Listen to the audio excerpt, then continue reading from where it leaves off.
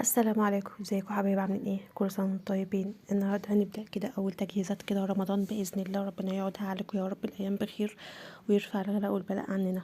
هنعمل النهارده مربى الفراوله. طبعا احنا في موسم الفراوله ومعظم الاولاد بيحبوا مربى الفراوله. انا عن نفسي برضه بحب مربى الفراوله. تعالى يلا نشوفها كده هنعملها ازاي، وهنعملها بالقوام ده واحسن كمان من اللي بنشتريها من بره. معايا هنا 2 كيلو من الفراولة.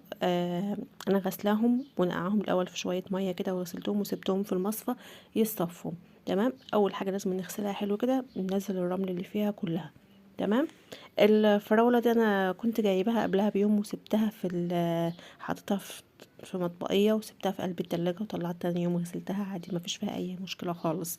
هبتدي بقى بعد كده اقطع القمع اللي فوق بتاعها ده كده، الاخضر اللي فوق ده الورق بتاعها، واقطعها بقى على حسب ما انت حابه.